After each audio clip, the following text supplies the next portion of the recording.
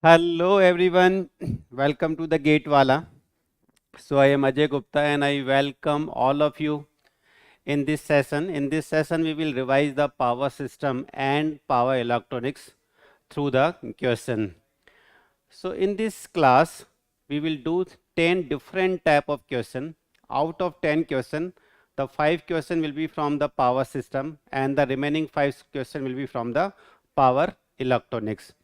So what you have to do, you have to sit with the pen, pencil, calculator, copy and with your mind, and first you should try to solve these question by yourself, because if you are able to solve this question by yourself, it will definitely boost your confidence. No doubt we will discuss the solution of each and every questions. So first we will start with the power electronics. First we will complete the 5 question of power electronics, and after that we will move towards the power system question. So without wasting the time, let me move to the first question. So here it is the question number 1 of power electronics. This question is from the inverter topic. A single phase bridge inverter deliver power to a series connected load where R is equivalent to 4 ohm and XL is equivalent to 12 ohm. The time period is 0.1 millisecond. The thyristor turn off time is the 8 microsecond. This is the TQ. TQ means it is the rating of a thyristor, and the circuit turn off time we will take the, it is 1.5 times of the TQ, because we will take some factor of safety. What should be the value of C in order to obtain the load commutation? You have to find out the value of C so that the load commutation is possible. Anjali and Abdul, good evening.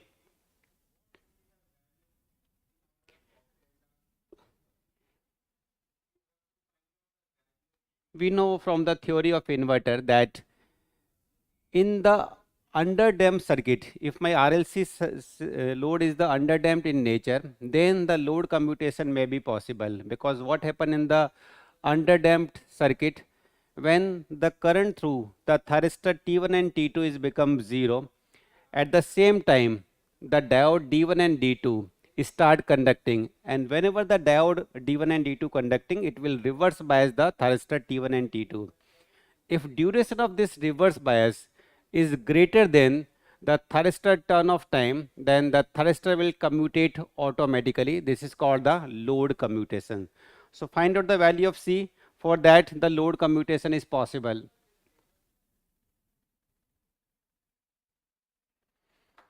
For which value of C the load commutation is possible?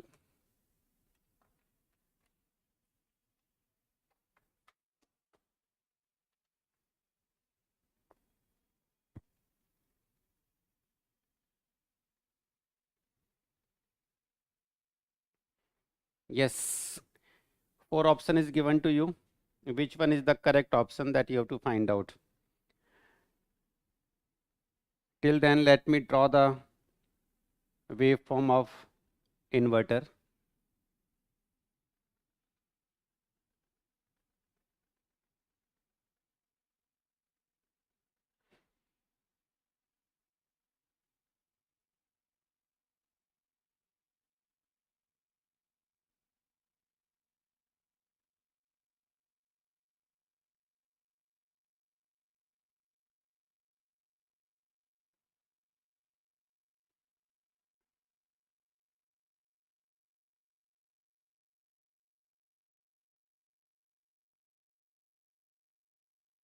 This will be the output voltage waveform.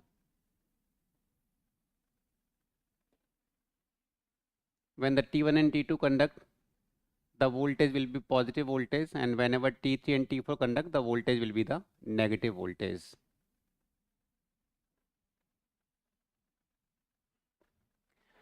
Clear?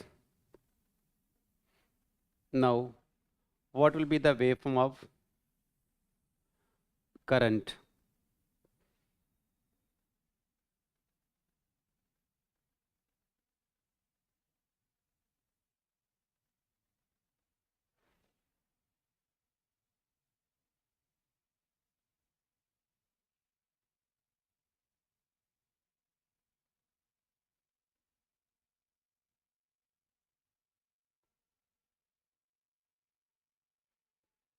When Xc is greater than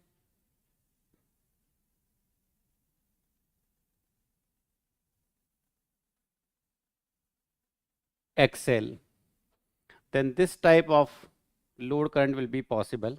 That means the current is leading the voltage, and this is how much it is leading with the voltage. So see,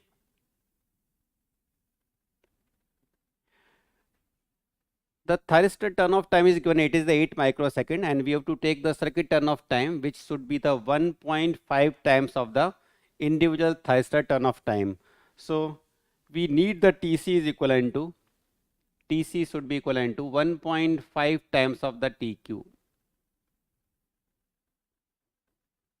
and the TQ is nothing but the 8 microsecond. If you multiply by 8 by 1.5, you will get the 12 microsecond. The circuit turn of time should be minimum 12 microsecond for the load commutation. Then only the load commutation will be possible.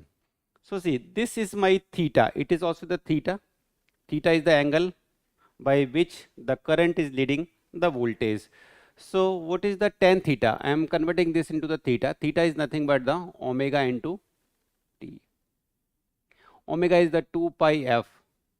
And what is the frequency? Frequency is the inverse of time period, which is the 0.1. So 2 pi upon 0.1 into 12 microsecond. Clear? So 12 microsecond. So what will be the angle of theta? If you get the angle of theta, you will get that 43.2. It is a 10 raised to the power minus 6. Millisecond means 0.1 into 10 raised to the power minus 3. So this theta will come 43.3 degree. In degree, it is the 43.3 degree. This is the angle by which the current should lead the voltage. So the tan theta, no doubt, the load commutation will be possible when the Xc will be greater than the XL. Xc will be greater than the XL. And the value of Xc should be such that the theta will be either 43.3 or more than 43.3. Clear? So tan 43.3 equivalent to Xc minus XL. What is the XL? The XL is 12 and R is 4. So it is a 12 divided by 4. Now find out the value of Xc. By this formula, when you find out the value of Xc, you will get the 15.756. So 15.756. So when the value of Xc is either 15.756 or more than this, then the value of theta will be 43.3 or more than 43.3. So when the value of theta is 43.3 or more than 43.3, then the load commutation is possible. So for load commutation,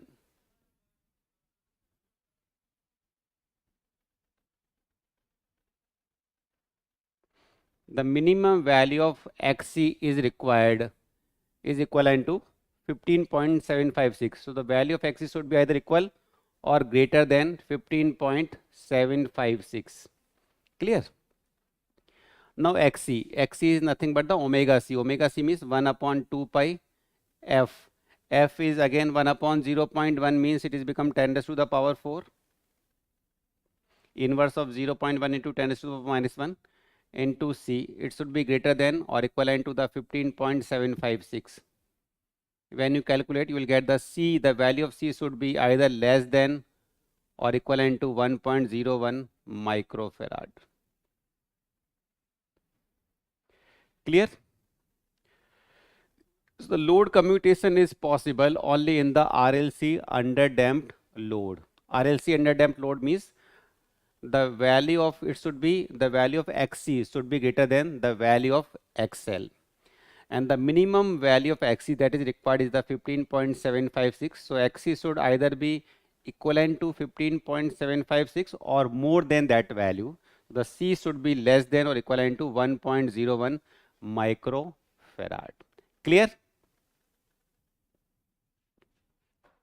Okay, so now we move to the question number 2. It is from the converter topic. The input voltage to a converter, the supply voltage is given. V is the 150 root 2 sine 100 pi t plus 30 root 2 sine 500 pi t. So it is not a pure sinusoidal voltage, it also has some harmonic component. Similarly, the current, the supply current is equivalent to 10 root 2 sine 100 pi t minus pi by 3 plus 5 root 2 sine 300 pi t plus pi by 4. So current is also not the sinusoidal one, it also has some harmonic component. The voltage has the fifth harmonic component and the current is having the third harmonic component. What is the input power factor? Input power factor of the converter. You have to find out the input power factor. What is the difference between circuit turn off time and the thyristor turn off time? The thyristor turn off time is nothing but the rating of the thyristor. It is given by the manufacturer. It is the basically the rating of an individual thyristor, that a thyristor is taking this much time to be turn off. But circuit turn off time is the different thing. Circuit turn off time is how much time the circuit is providing to the thyristor to it be turn off. It is called the circuit turn off time. So circuit turn off time, we started counting from the instant when the current through the thyristor is become less than the holding current. So when the current is become less than the holding current, then for how much time period the thyristor is reverse bias either by the supply voltage or by commutation circuit is called the circuit turn off time.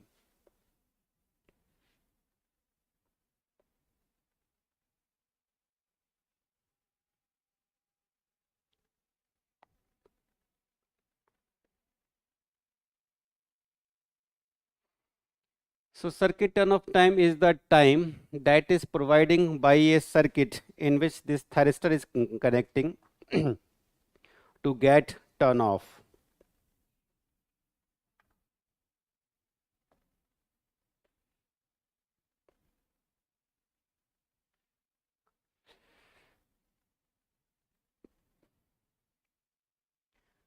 So converter input voltage is given, the converter input current is given. You have to find out the input power factor.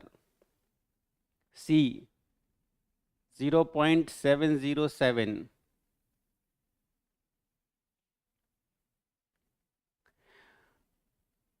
Do not find out the input power factor by using this formula G into DF, because this formula is applicable only when the supply voltage is pure sinusoidal.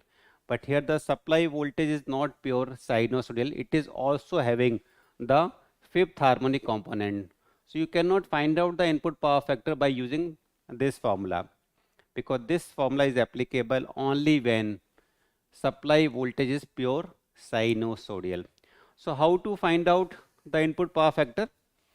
See, we know the same frequency component, the same frequency of component create the active power. So see, in the supply voltage, it is the omega t. Suppose this is my omega t. It is a 500 omega t, means it is a 5 omega t.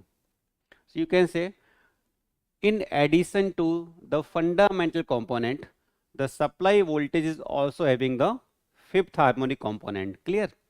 Similarly, here it is omega t, so it is 3 omega t. So in addition to the fundamental current, the current is also having the third harmonic component. So both voltage as well as current is having some harmonic component. So same frequency component of voltage and current will create the active power. So the same frequency component is nothing but the fundamental component, because the voltage is also having fundamental component and the current is also having fundamental component. Then it is the fifth harmonic, it is the third harmonic. So it will not make any active power. So how to find out the active power? Only the same frequency component, and the same frequency component is the fundamental component. So Vs1, the RMS value of fundamental voltage, Is1, the RMS value of fundamental current, and the phase angle between the fundamental voltage and the fundamental current. So see, it is the 100 pi t and it is 100 pi t minus pi by 3. So the phase difference between fundamental voltage and the fundamental current is equivalent to pi by 3. So it is become cos pi by 3. So only fundamental component will create the active power because they is having the same frequency. So how to find out the RMS value? RMS value is nothing but the maximum value divided by root 2. So it is the 150 into root 2 divided by root 2.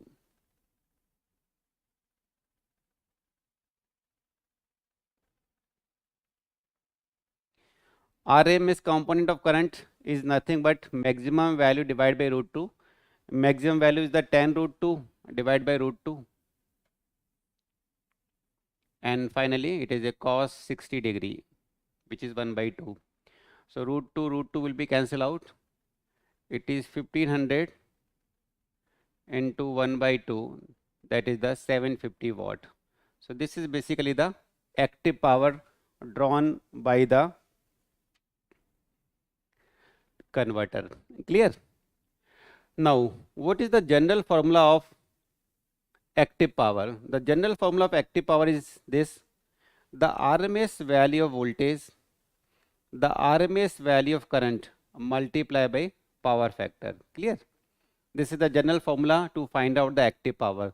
The RMS value of voltage, RMS value of current multiplied by the power factor. So how to find out the RMS value of voltage? So see, here I can find out the RMS value of voltage. The voltage is having two component, fundamental and the fifth harmonic component. So overall RMS value will be the square of individual RMS value. The RMS value of fundamental component will be 150 by root 2 divided by root 2.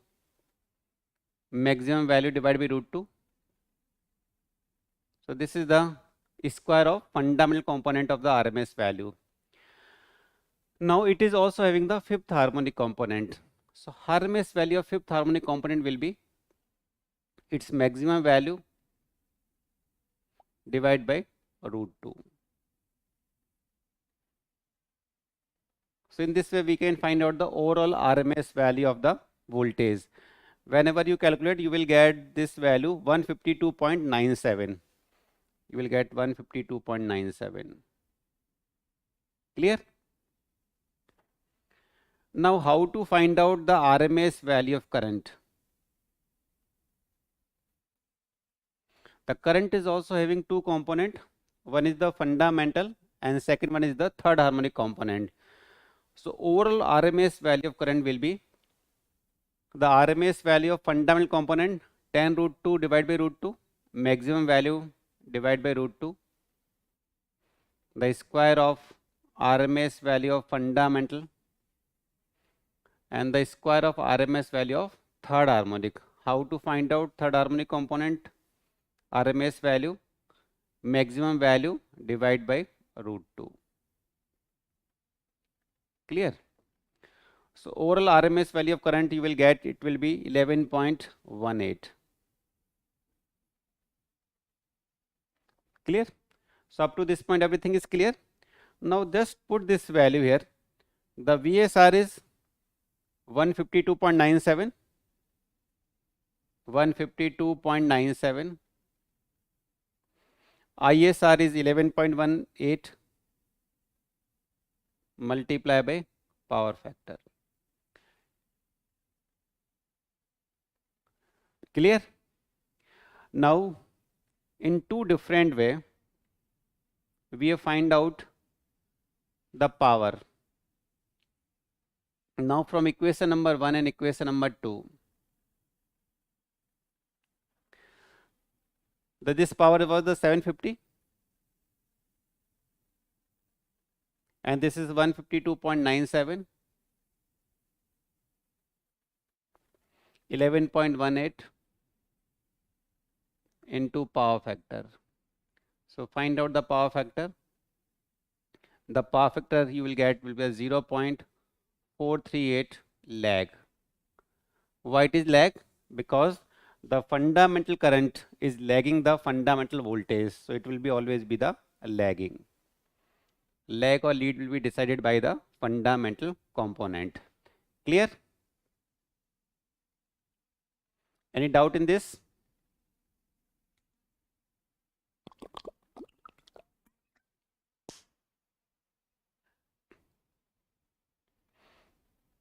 Okay. So now we move to the third question of power electronics. A class A chopper feeding a RLE load. Source voltage is given. It is equivalent to the 220 volt. Resistance is 1 ohm. E is equivalent to 50 ohm. And L is sufficiently large so that the load current is ripple free. So that the load current is constant and the ripple free. Calculate the maximum value. See this word. You have to find out the maximum value of RMS current. So you have to find out the maximum value of RMS current flowing in the freewheeling diode. Not just the RMS value of current. You have to find out the maximum value of the RMS current flowing through the freewheel diode. It is a class A chopper. Class A chopper means the step down chopper.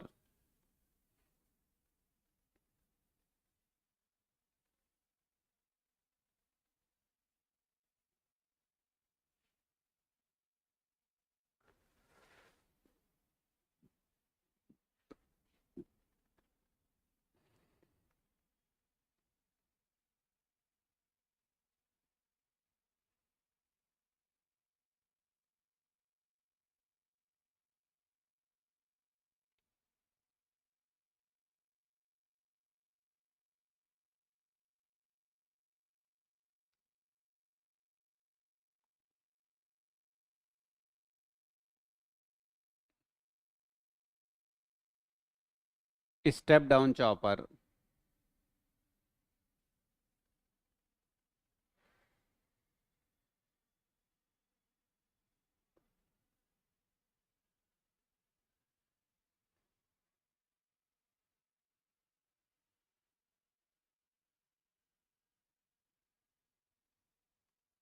It is basically RLE load, where L is sufficiently large so that the current is a constant in magnitude, or it is a ripple free in magnitude. This is supply voltage Vs.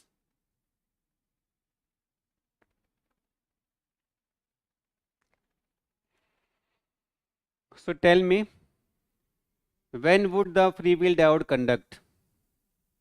When the switch are in the closed condition, the current is flowing from source to load.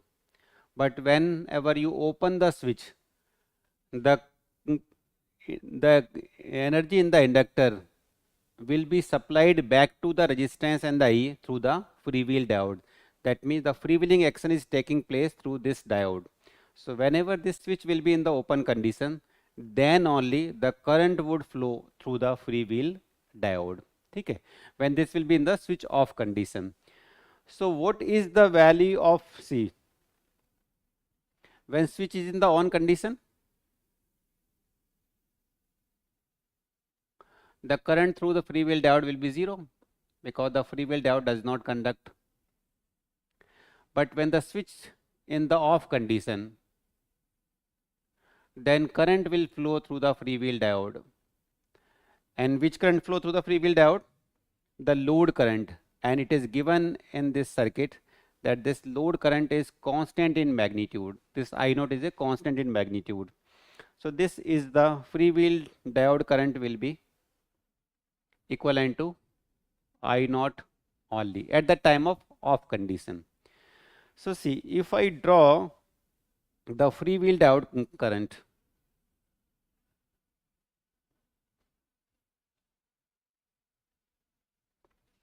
with respect to time.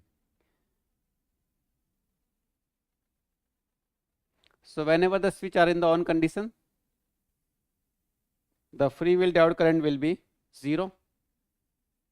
But when switch are in the off condition, the current through freewheel diode will be equivalent to I0. Again, when switch will be in the on condition, current through the freewheel diode will be 0. But when switch will be in the off condition, the current through the freewheel diode is equivalent to I naught. Clear? So this is the basically waveform of the freewheel diode current. So how to find out the RMS value of freewheel diode current? So just use the shortcut method. How to find out the RMS value of freewheel diode current? It is pulse magnitude square. This is equivalent to I naught. Pulse magnitude square means I naught square into pulse width. Pulse width is equivalent to turn of time, because when the switch are in the off condition, then only the current is flowing through the freewheel diode. So it is the T off divided by time period. Clear? So the freewheel diode current, the RMS value of freewheel diode current will be equivalent to I naught under root of T off. T off is nothing but 1 minus alpha T divided by T. So it will be under root 1 minus alpha into I naught. Clear? This is the RMS value of current through the freewheel diode. But what you have to find out? You have to find out the maximum value of RMS value of current. So see, what is the maximum value? So this current is depending upon the value of alpha. I naught is a constant in magnitude. Clear? I naught is a constant magnitude. So this current is basically depending upon the value of alpha. So how to find out the value of alpha here? How to find out the value of alpha? For which value of alpha it will be, see, no doubt I also can put the value of I naught. What is the I naught? So see, this I naught, if the average voltage is the V naught, so the I naught will be V naught minus E divided by R. Clear? The average output current is the average output voltage minus E divided by R. And V naught is nothing but it is a step down chopper. It is a alpha Vs minus E divided by R. So if I put this value here, so it is become under root 1 minus alpha Vs minus E divided by R. So in addition to Vs, E and R, no doubt Vs is a constant, R is a constant, E is also constant. So mainly the value of freewheel diode current is depending upon the value of alpha. If you change the value of alpha, the RMS value of current through the freewheel diode will also be changed. So first you have to find out for which value of alpha this current value will be maximum, because you have to find out the maximum value of RMS current. So for which value of alpha the value of freewheel diode RMS current will be maximum. So how to find out for which value of alpha the IFD RMS will be maximum? You have to use the maxima minima theorem. That means take the derivative of this current with respect to alpha, so that you will get the value of alpha for which this current will be maximum. Clear? So to find out for which value of alpha this freewheel diode RMS current will be maximum, I am taking the derivative with respect to alpha. Okay. So it is 1 upon R. R, no doubt, R is a constant term. So alpha 1 minus alpha, that is become alpha 1 upon 2 under root 1 minus alpha. The derivative of this term minus 1. The derivative of alpha with respect to alpha, no doubt it is a Vs. Again, then under root 1 minus alpha. The derivative of alpha with respect to alpha is become 1. Then Vs E. So 1 upon minus 1 upon 2 under root 1 minus alpha minus 1 E. Clear? So if you solve this, if I take 2 under root 1 minus alpha as a common term, it has become minus alpha 2 1 minus alpha, it is a Vs, minus minus will become plus E, equivalent to 0. So 2 minus 2 alpha, that means 2 minus 3 alpha, Vs plus E is equivalent to 0. Or we can say Vs is equivalent to E. So 3 alpha minus 2 is nothing but E upon Vs. E upon Vs. What is the E? E is the 50 and Vs is 220. 50 upon 220. Clear? Now find out the value of alpha. You will get 0.7434. Clear? This is not a simple question. So that is why I am saying you, by reading this question, it is given. You have to find out the maximum value of RMS current flowing through the freewheel diode. So first find out the RMS value of freewheel diode current. Since it is depending upon the value of alpha, that means for a particular value of alpha, you will get the maximum value of this current. So take the derivative to find out the value of alpha for which the value of this current will be maximum. Once you get the value alpha, now put here, because this is my RMS value of freewheel diode current, and this will be maximum when the alpha is equivalent to 0.7434. Clear? So the maximum value of freewheel diode current, just put the value of alpha in this equation. Under root 1 minus alpha, 1 minus 7434. Clear? 1, sorry, this I am putting value here. See,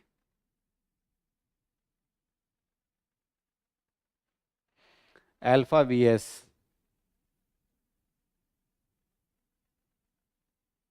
alpha is 0.7434, Vs is 220, minus E divided by R. Clear? Just put the value of alpha, Vs and E. R is equivalent to 1 ohm.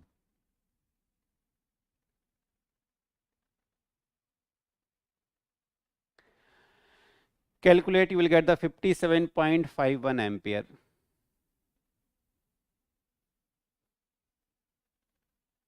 So this is not a easy question, no doubt, but you have to know how to solve this type of question, because sometimes in the exam they may ask this type of question too. Clear?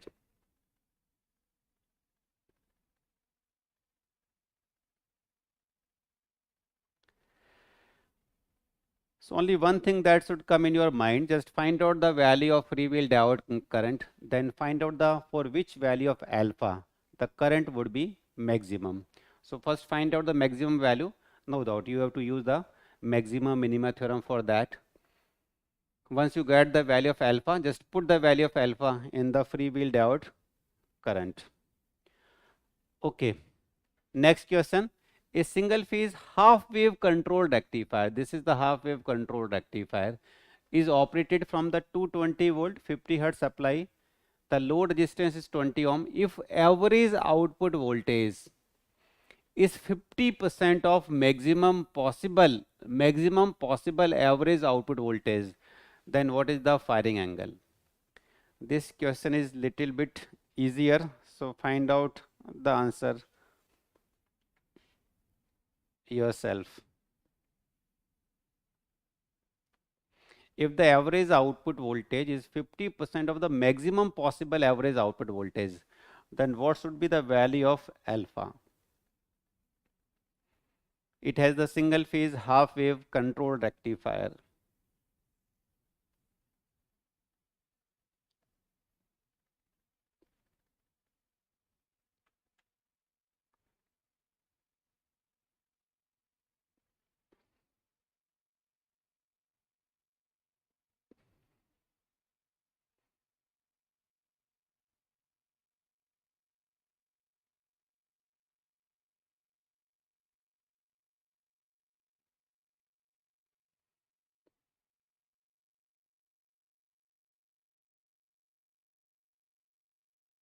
Whether it is a 0 degree, 30 degree, 60 degree or 90 degree.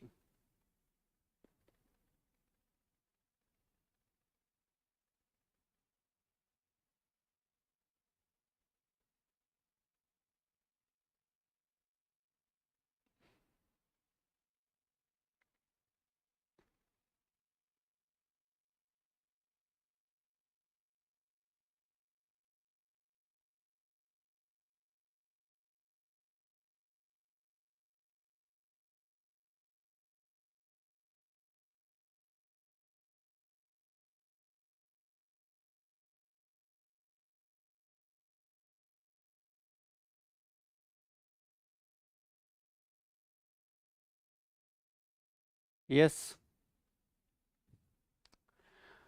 What is the average output voltage of single phase half wave rectifier is the Vm upon 2 pi 1 plus cos alpha. Clear? C 60 degree. Now tell me what is the maximum possible average output voltage? So you know that, see, here the V naught is a variable term because when you change the value of alpha, the V naught will be changed. So when you will get the maximum average output voltage, so maximum average output voltage occur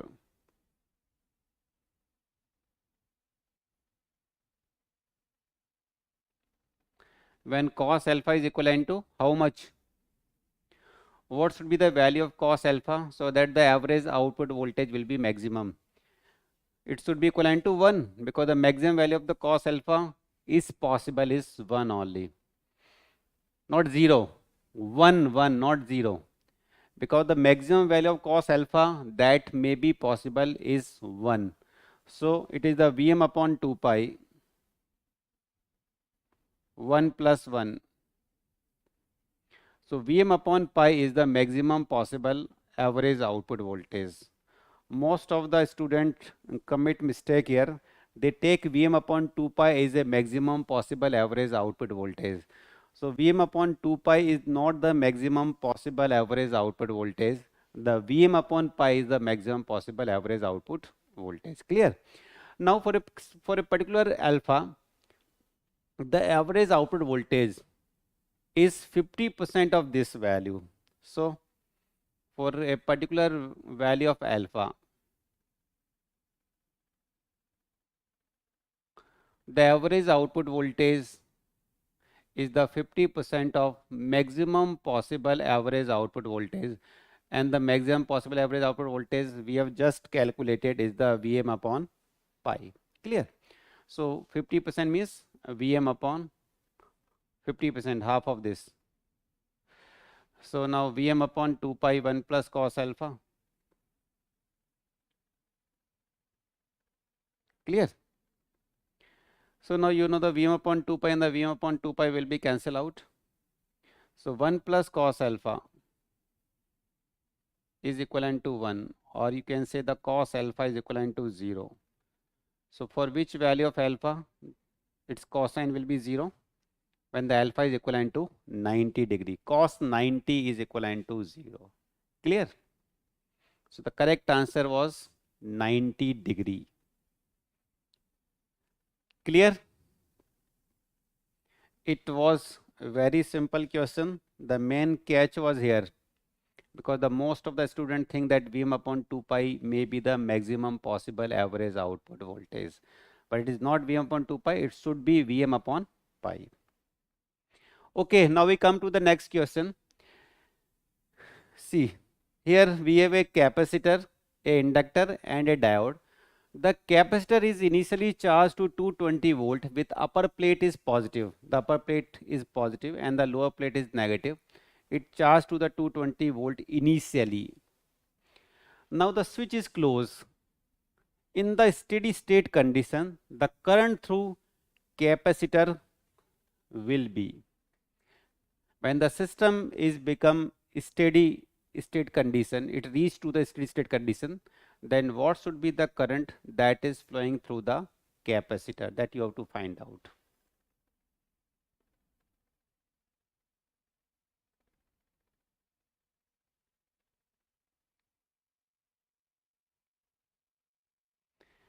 $110 ampere.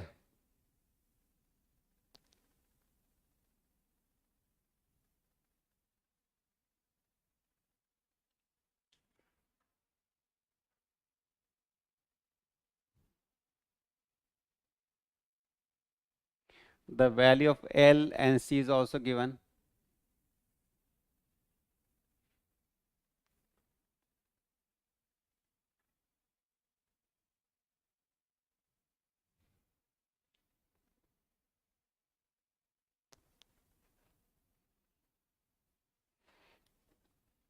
If you take the voltage across capacitor as a VC and the current through inductor as a IL,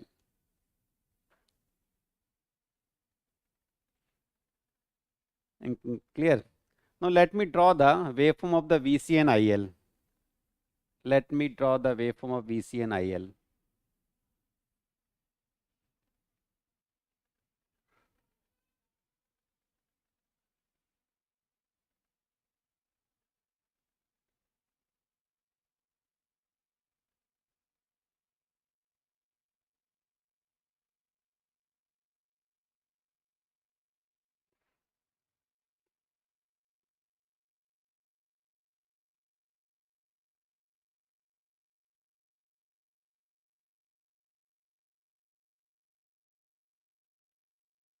This is the VC and this is IL.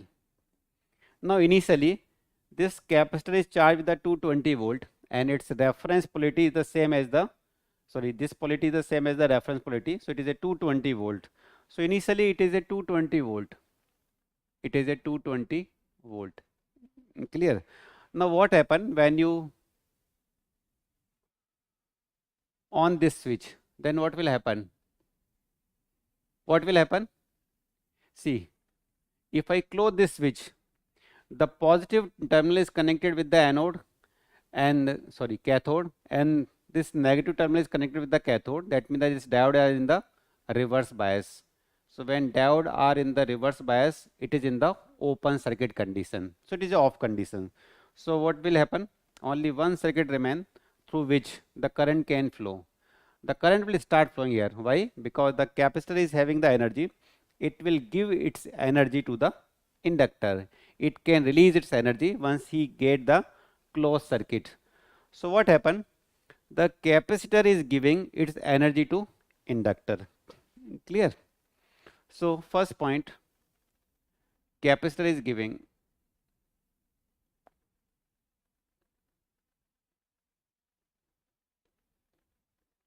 its energy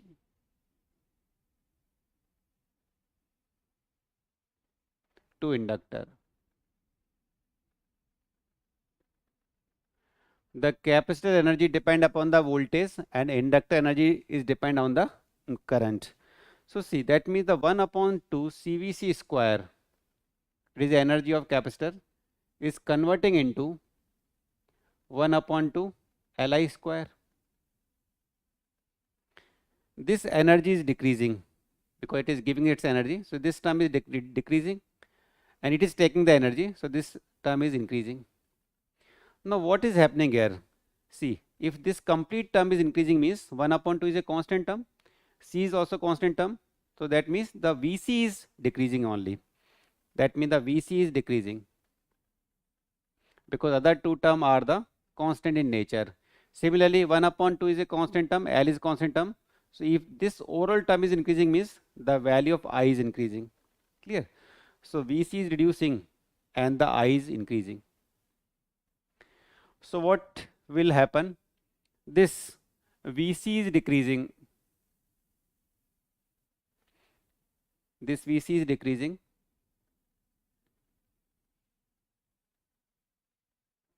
and this current is increasing.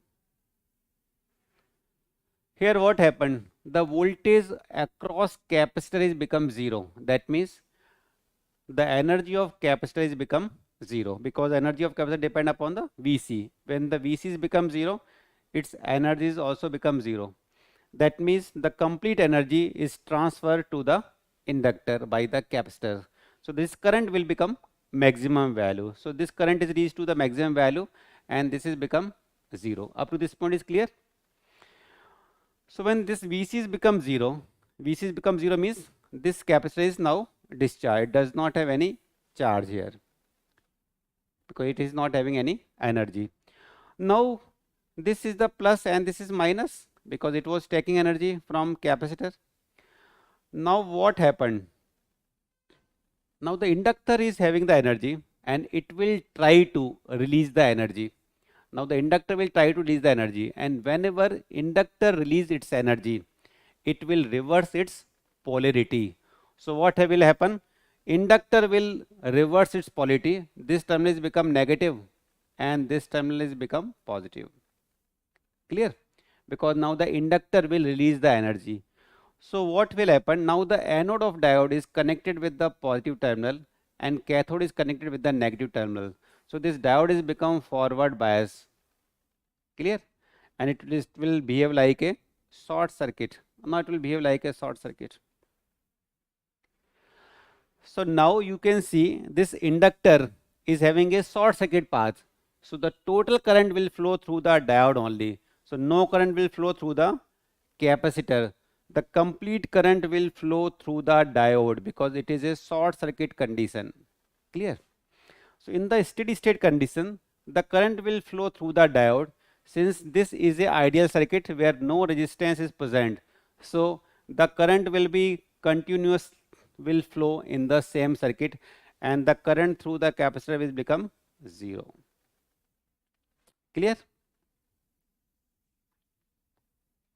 So even in the infinite time, the I naught current will flow through the diode only because it is in the short circuit condition. So the no current will flow through capacitor. Clear?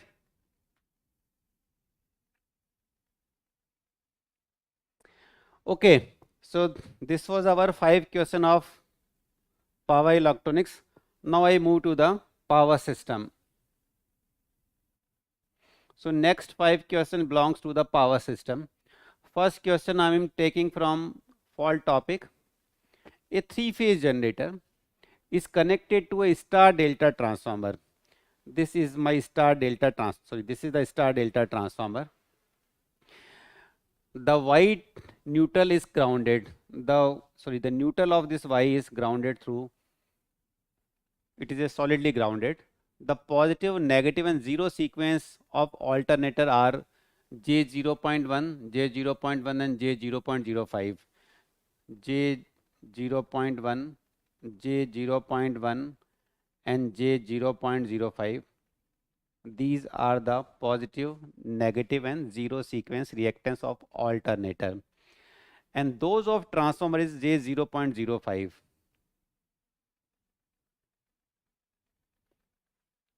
pu each. The positive, negative and 0 sequence reactance of transmission line are J0.4, complete transmission line, J0.4 and J0.8, positive, negative and 0 sequence. What is the fault current when single line to ground fault occur at the midpoint of the line? At the midpoint of the transmission line is line to ground fault is occurring. Now what will be the value of fault current. You have to find out the fault current. This is my transformer, star delta transformer, whose neutral is solidly grounded.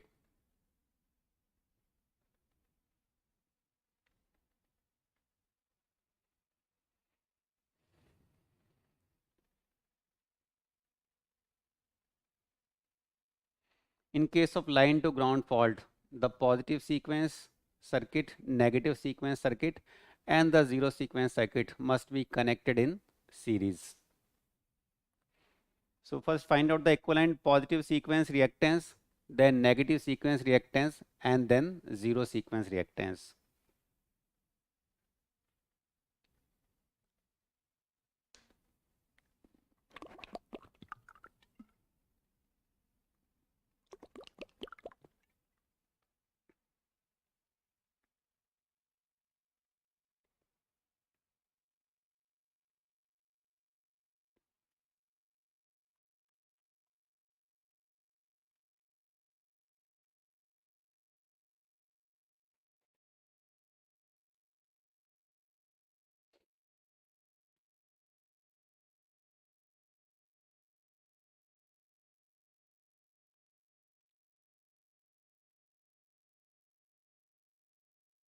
At the midpoint of transmission line, the line to ground fault occur.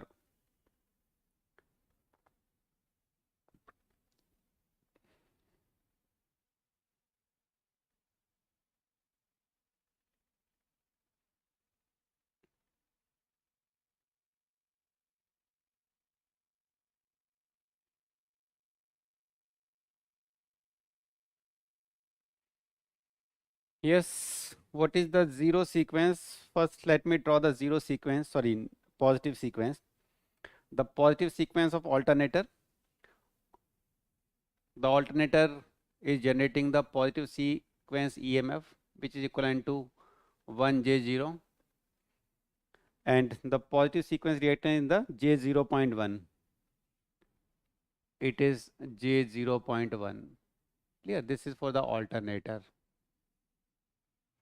with respect to neutral or with respect to the zero potential bus. Now, up to this fault point, the overall reactance was J0.2, and at the midpoint of the transmission line, the fault is occurring. So only up to the half distance, the positive sequence reactance will be half of the 0.4. So it will be the 0.2 only. So up to, see, up to fault point, the reactance of transmission line will be 0.2 only, and this is the fault point. Clear? This is my fault point. No doubt the positive sequence current cannot flow after that, after this point, because this is the short circuit now. So this is my fault point. So what is the overall positive sequence reactance up to the fault point? It is become J0.3, and no doubt the positive sequence EMF is the 1 angle 0 degree. This is my equivalent positive sequence network. Clear up to this point? Now what is the negative sequence reactance? In the negative sequence network, no negative sequence EMF is induced in the alternator. The reactance, negative sequence reactance of alternator is the same as the positive sequence reactance, J0.1.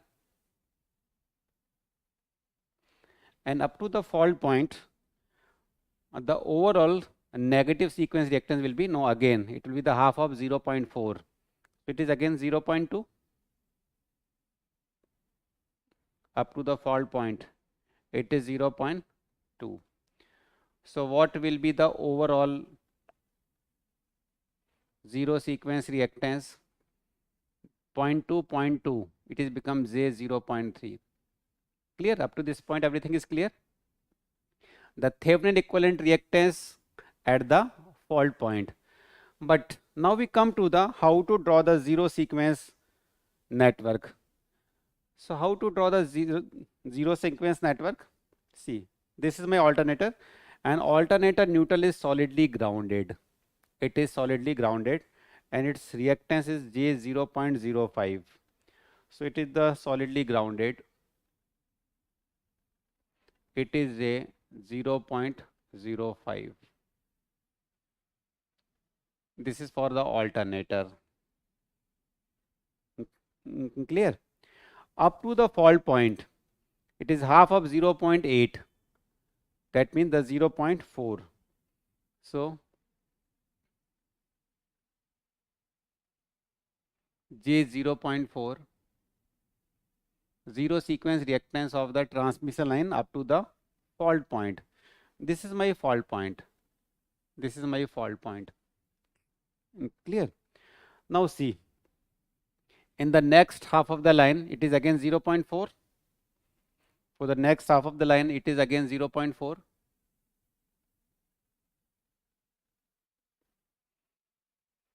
Now this is my delta star transformer. So how to draw the zero sequence network of a delta star transformer? See, this is how you draw the equivalent zero sequence network of a transformer. It is a delta connected, that means this sun switch will be closed, star with grounded, so the series switch will be closed. So it will be like this. Clear? So it will be like this. So it will be like this for transformer.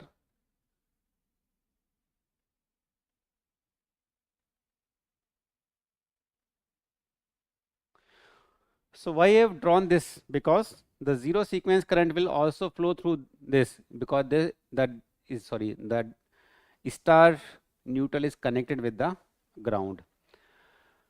So finally, the value of this transformer is 0.05. Transformer 0.05.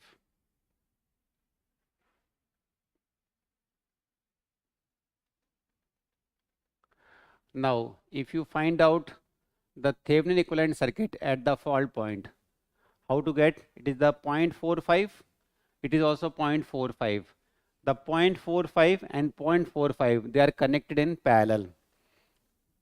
So finally, at the fault point, 0.45 and 0.45, the half of 0.45, that means the 0.225.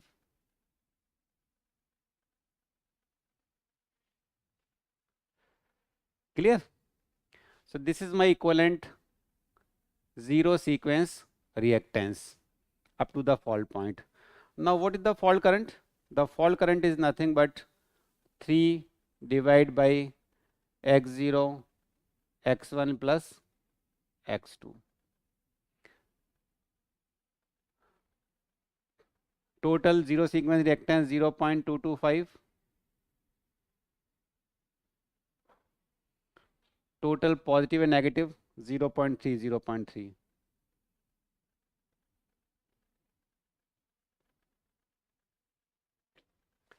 Now you will get it is minus j 1.212 pu.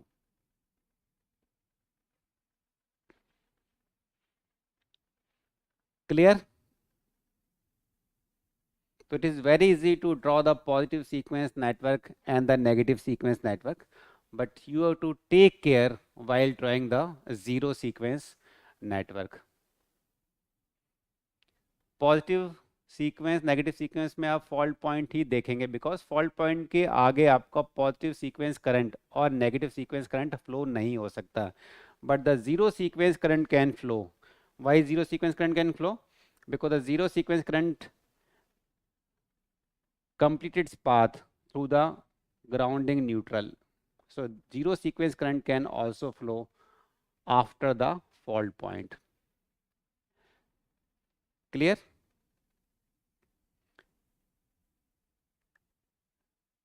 But no negative or positive sequence current can flow after the fault point. Zero sequence current कहाँ से flow होता है? Complete path कहाँ से करता है? जहां पर भी इसको पास में न्यूट्रल मिल रहा होता है, तो यहाँ से न्यूट्रल और यहाँ से न्यूट्रल, तब ये अपना पाथ को कंप्लीट करेगा इसके थ्रू. क्लियर है? सो दिस वाज द केच in this question. Okay, now we come to the next one.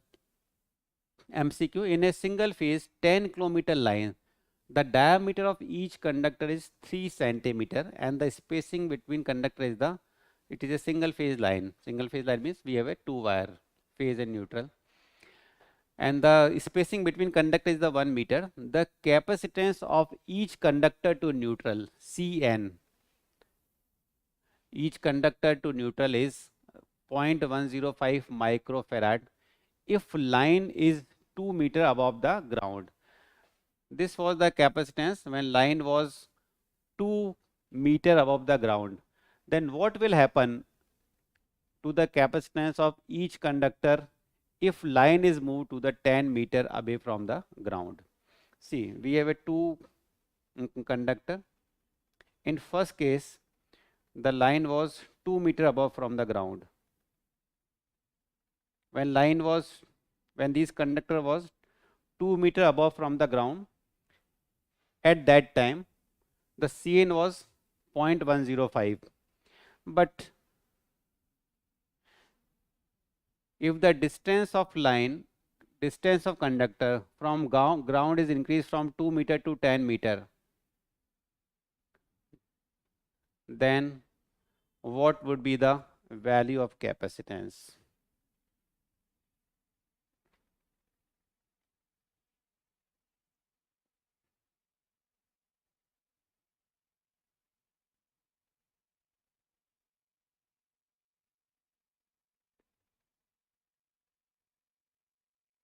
In the first case, the transmission line was 2 meter above from the ground.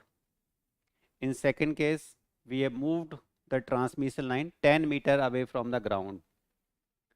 Now, what would be the capacitance?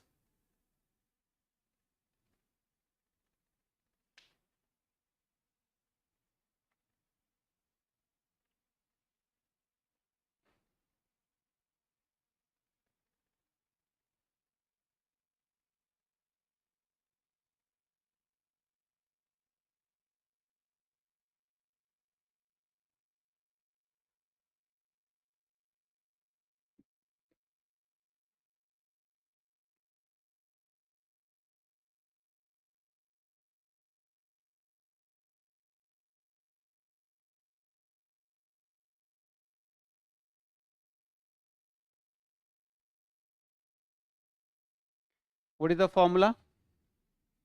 The formula of a capacitor with respect to neutral is 0.02412 log D upon R. This was the normal formula.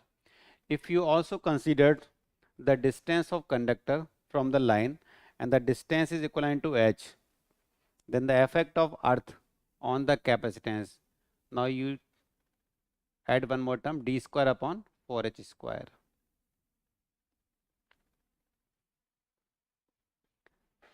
Clear?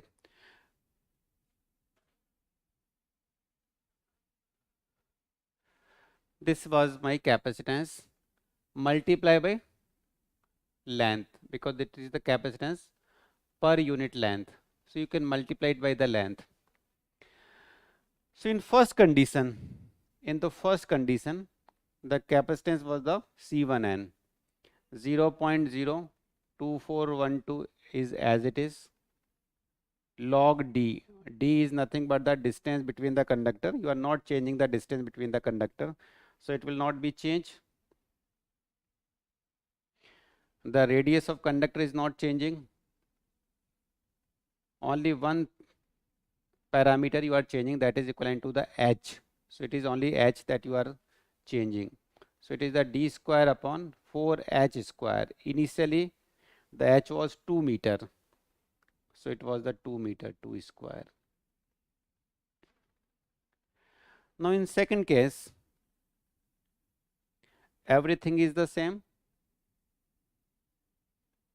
Only h is changed from 2 meter to 10 meter.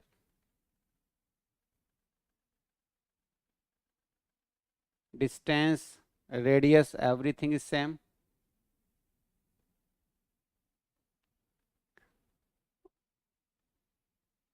only one thing has been changed. Clear? If I divide equation number 2 from equation number 1, C1n divided by C2n, C1n divided by C2n. This term will be cancelled out. Now log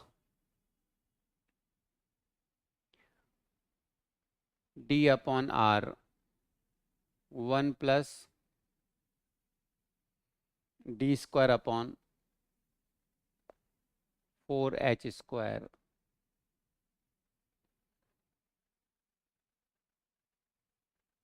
log d upon r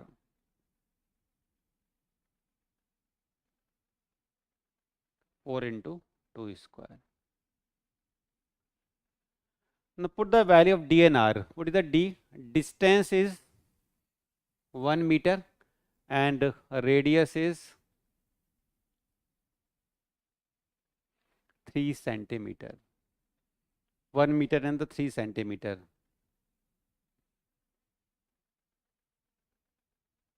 1 meter, 3 centimeter means 0.03. It is the diameter or radius? Diameter. So it is the half of 3. So it is 3 by 2.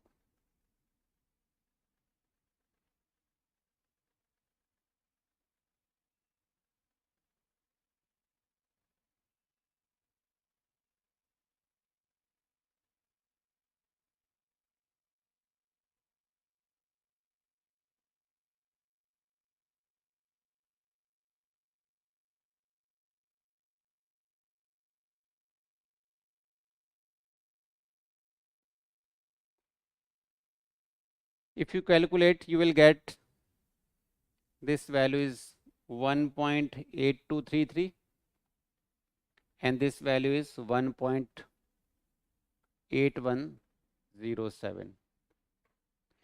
C1n is the 0.105 microfarad and we have to find out the C2n.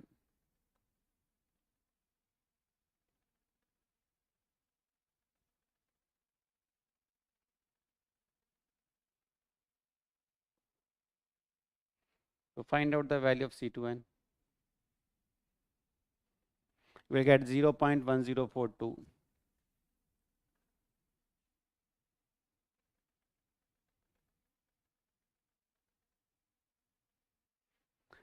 Clear?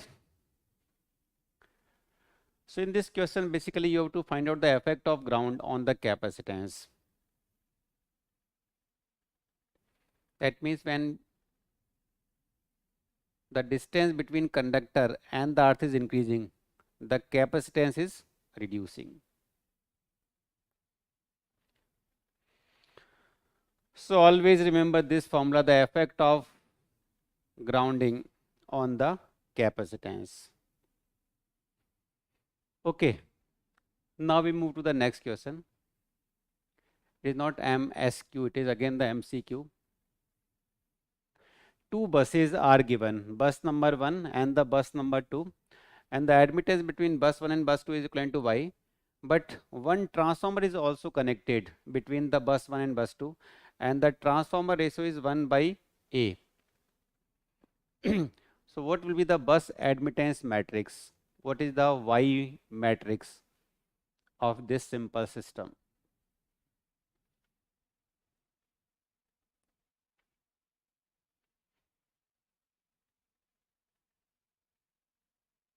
Bus admittance matrix of this simple system.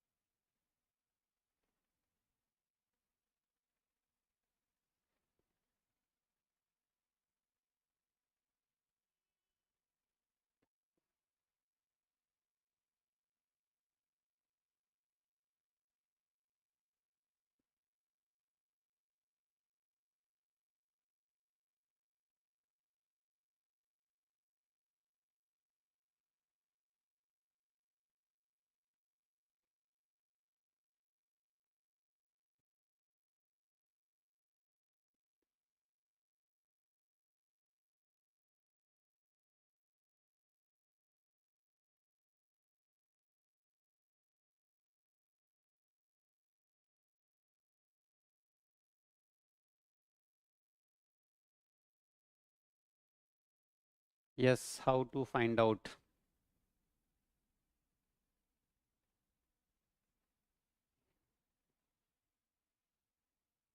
V2 I2 is the current and voltage of bus 2. V1 I1 is the voltage and current of the bus 1. Y1 by A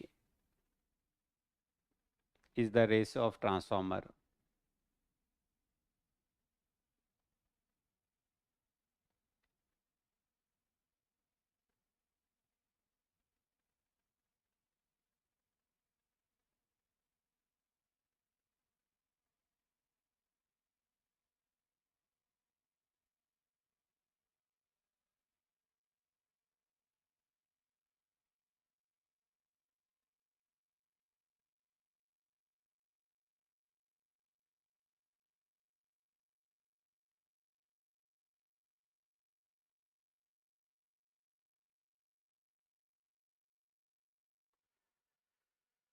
Yes, how to solve this type of question when transformer is given between two buses?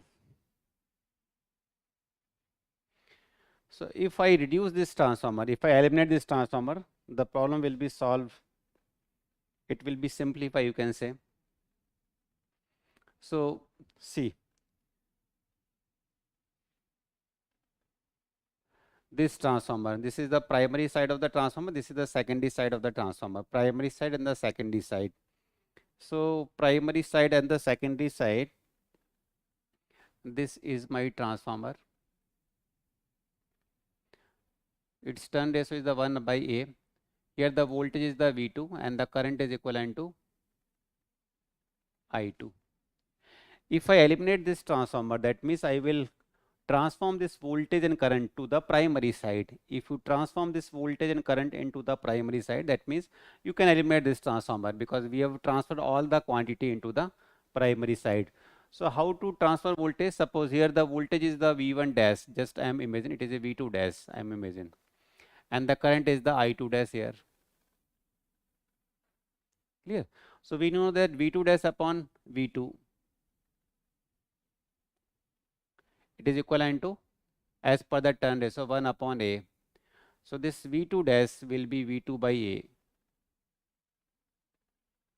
So this voltage will be transformed here. It is equivalent to V2 by A. Similarly, current I2 dash upon I2. The current is related with the inverse of turn ratio A. So you can say this I2 dash is nothing but the I2 into A, or A into I2. Clear? So if I transform this voltage and current into the primary side, the voltage will become V2 upon A and the current will become I2 into A. So transform these quantity into primary side. Now you can eliminate the transformer. So see, after transforming these quantity, now what will be my this is my first bus and this is second bus. So see, bus voltage is V1 and current is I1. It is a V1 and the current flowing, it is equivalent to I1. Between these two there is a admittance Y. There is a admittance Y. Now I have transformed this voltage and current into this side, to this side. The V2 is become V2 by A and current is become I2 by A. So this is become V2 by A and current is become I2 by A. Clear? Because I transform this voltage and current to the primary side of the transformer. You can say you can eliminate the effect of, we have shifted, we have already taken care of the effect of transformer in the voltage and current. And clear up to this point, anything? So now what is the I1? Now write down the nodal equation. It is the V1 minus V2. V1 minus, it is V2 is the V2 by A multiply by Y. This is I. V1 minus V2A into I. So I1 is Y into V1 minus Y upon A into V2. This is the equation number 1. Now write down the nodal equation here. Now this I2 upon A, it is V2 upon A minus V1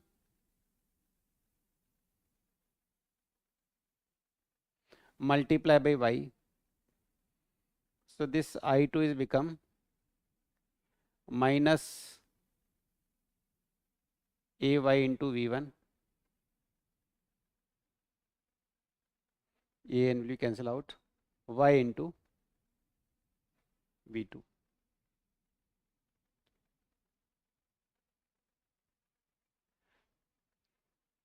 Now write down the equation number 1 and 2 in the matrix form. If you write down equation 1 and 2 in the matrix form, it will become I1 and I2.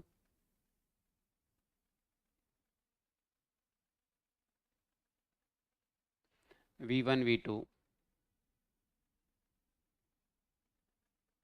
The coefficient of V1 is the Y. V2 is the minus Y upon A minus AY,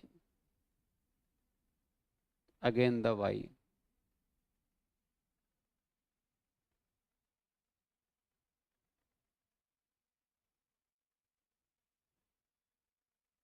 Sorry, it was the I2A. Sorry, it is I2A. So this was not correct.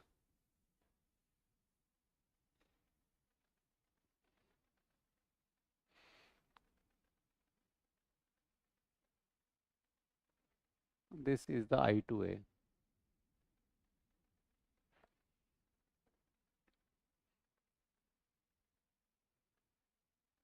So I2A will be V2 upon A minus V1 multiply by Y minus Y upon A into V1 plus Y upon A square into V2. Clear? So if I write down this matrix form, I1, I2,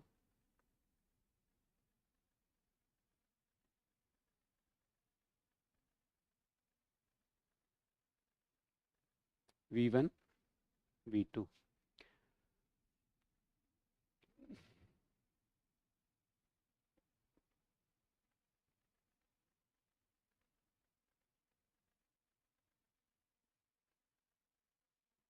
Y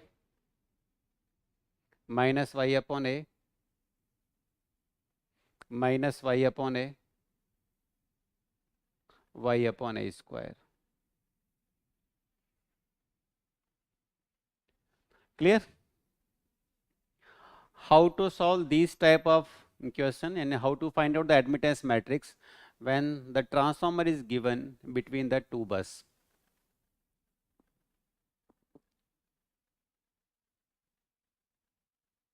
Clear?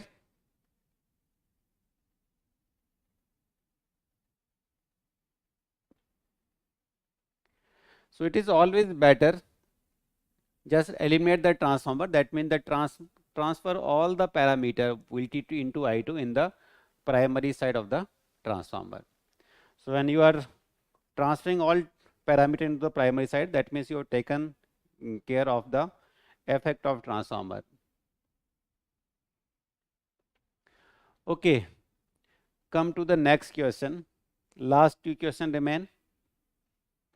A three-phase equilateral transmission line, that means the all three conductor lie at the vertex of equilateral triangle, has a total corona loss of 55 kV at 100 kilovolt.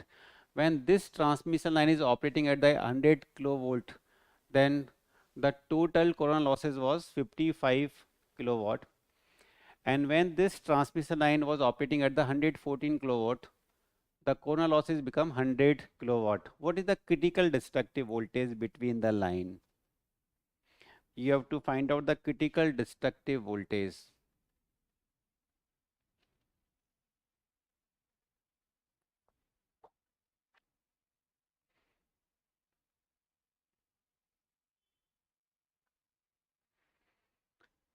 At the two different voltages, the corona losses are given. You have to find out the critical destructive voltage.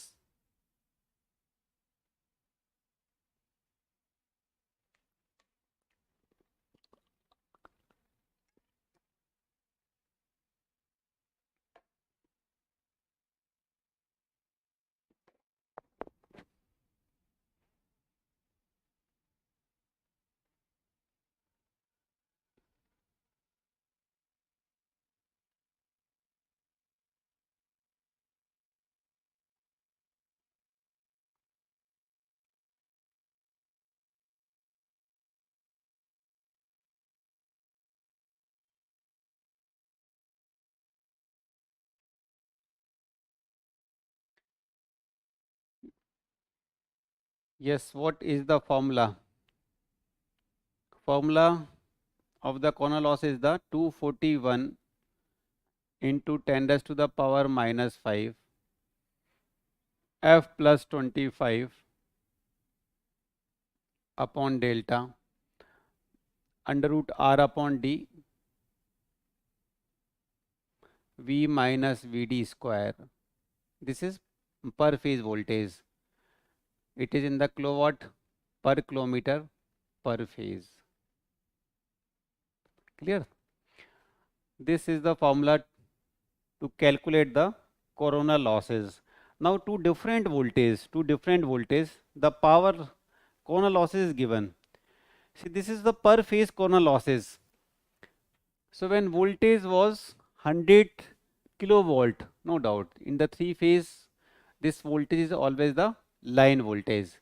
The corona losses was the 55 kilowatt. 55 kilowatt means this is the total corona losses. So per phase corona losses will be the 55 divided by 3, because this is the corona losses per phases. Clear? So 241 into 10 raised to the power minus 5, frequency plus 25 into delta R upon D Vn. It is always the per phase voltage. 110 kV is the three phase voltage. So per phase voltage will be 110 divided by root 3. And this is the critical destructive voltage that you have to find out. Clear? So this is the equation number 1. This is the equation number 1. Now, when you change voltage from 100 kV to 114 kV, the corona losses is become 100. So per phase corona losses will become 100 by 3. 241 into 10 raised to the power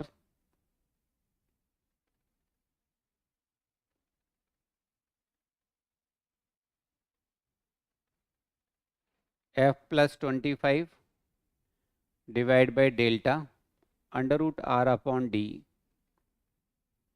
Now the voltage is changed from 110 kV to 114 kV.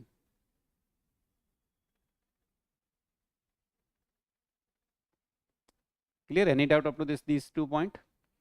So we got the two equation and we have to find out the value of Vd. Vd is the critical destructive voltage. Clear? So what I will do, I will divide equation number 2 from equation number 1. So divide equation number 2 from equation number 1.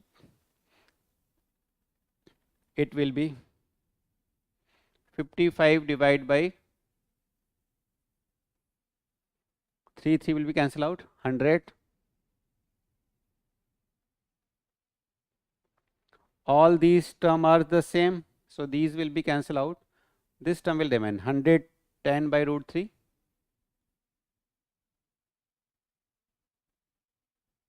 Vd square. All other term will be cancelled out.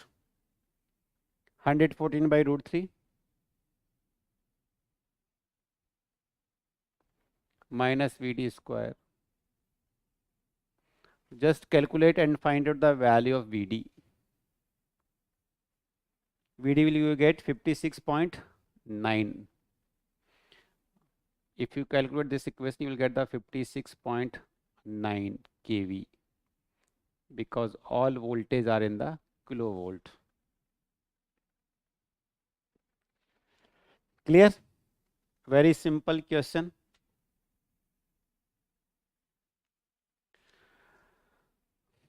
Now we have remain only one question, and I am taking this one question from the distribution topic.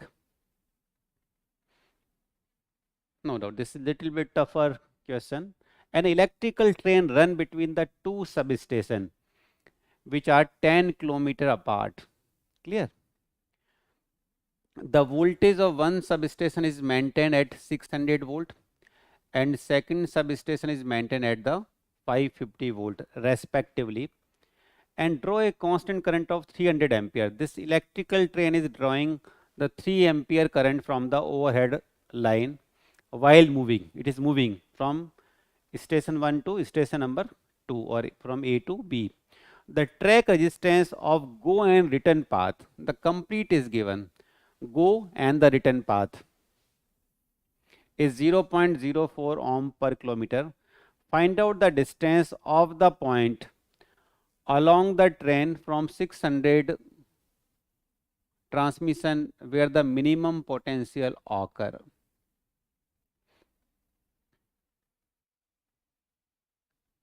Are you getting what this question is trying to say?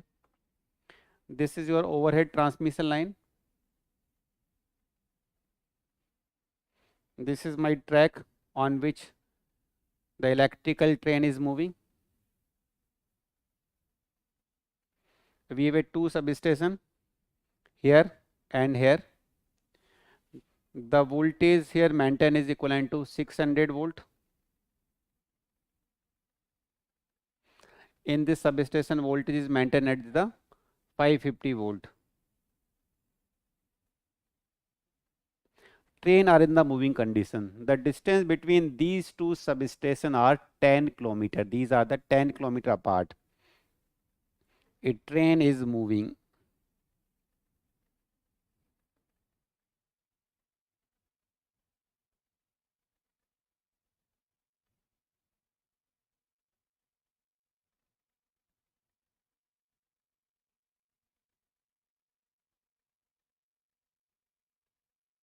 Whenever train move,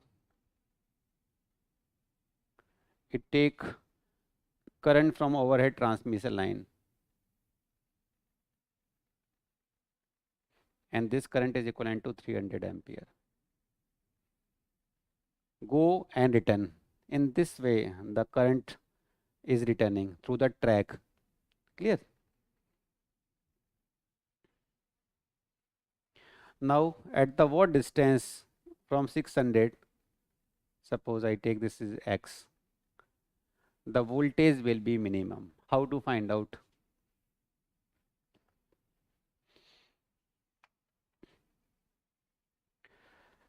The resistance is 0.04 ohm per kilometer.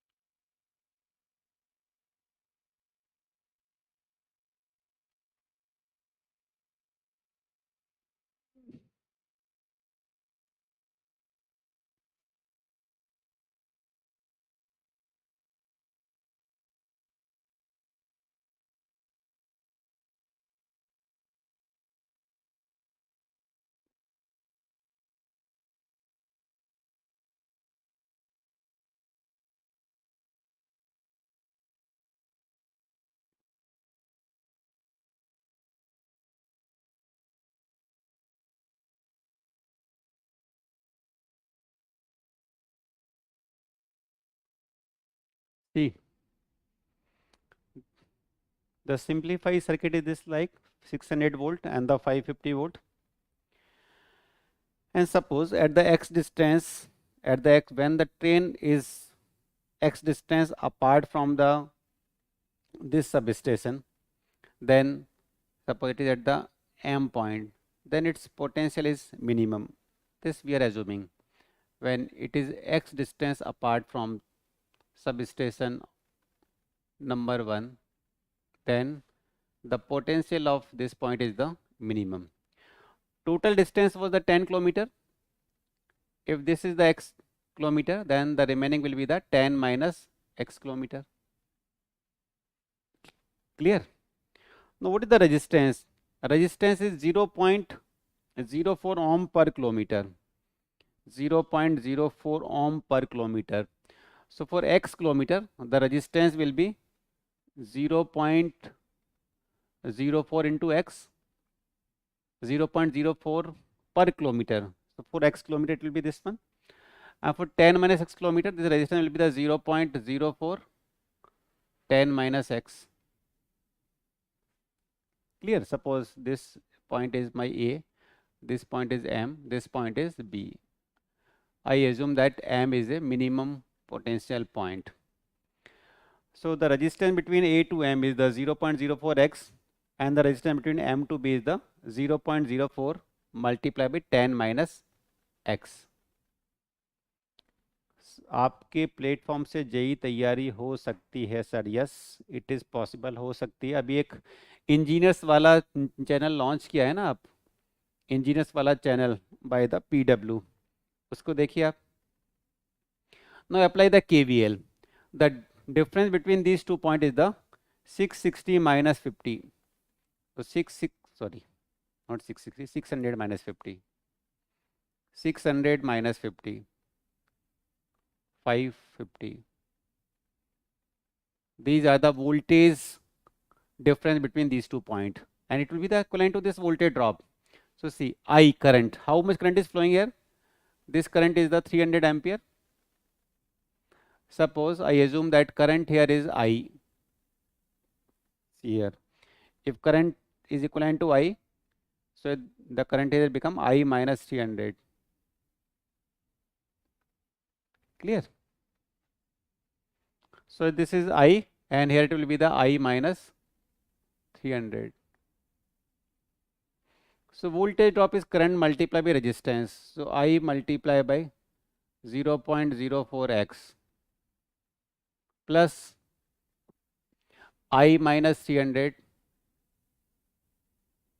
multiplied by 0.04 10 minus x.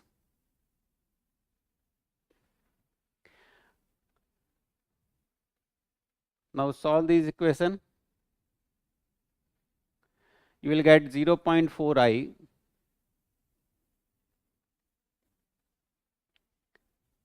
plus 12x is equivalent to 170. Clear?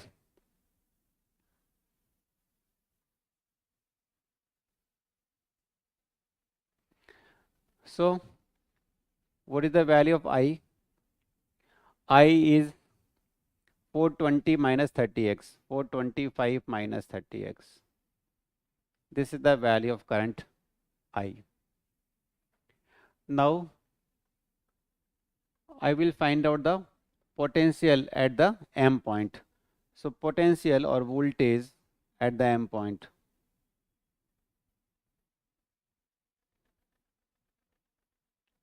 Now see, the M is a variable point because the train is in the moving condition. So we are just assuming that when the train at the x distance from this substation, the potential of this point is the minimum. So how to find out the potential? Vm. The potential here is the 600 minus voltage drop from A point to M point. This will be the potential of point M. So potential drop is the I into 0.4x. Now I is the 425 minus 30x that we have find out. I multiply by x, 0.04. Clear?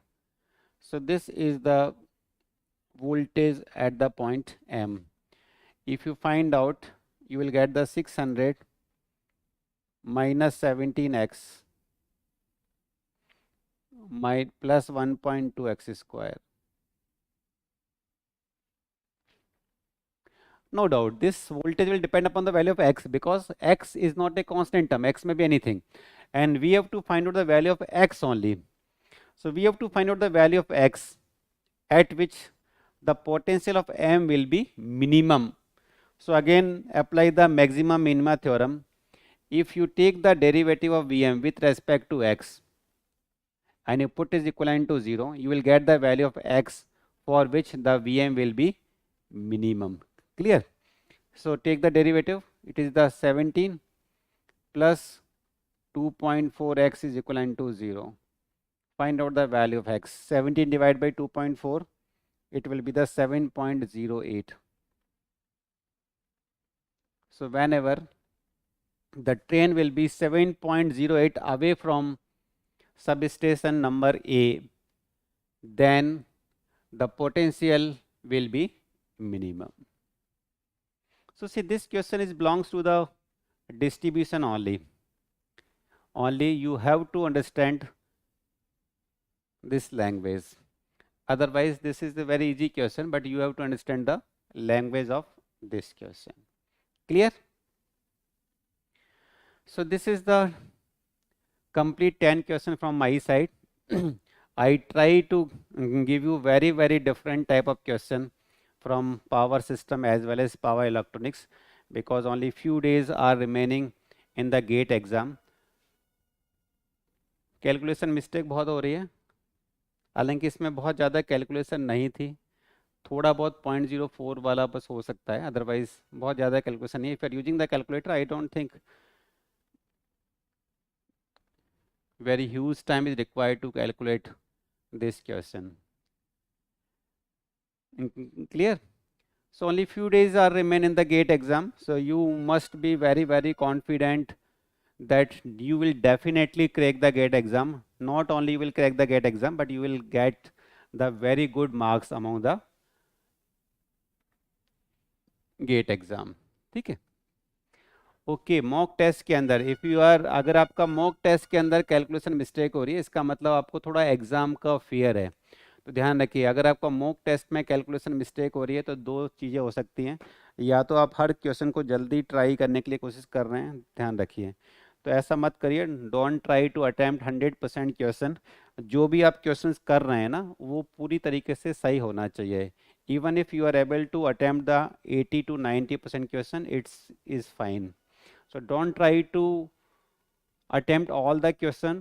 कभी भी जो आप silly mistake करते हैं, calculation में mistake होती है, उसका रीज़न है कि आप सफिशेंट टाइम एक क्वेश्चन को प्रोवाइड नहीं कर रहे हैं और आप बहुत जल्दी इस क्वेश्चन को सॉल्व करने के लिए ट्राई कर रहे हैं. क्लियर है?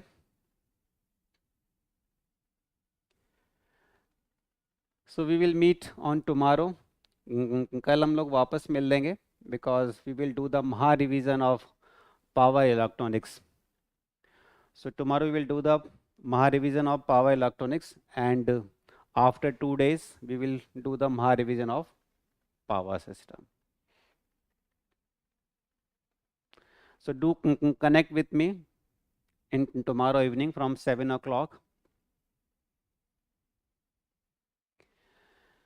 and we will do the Maha revision of power system. So until tomorrow,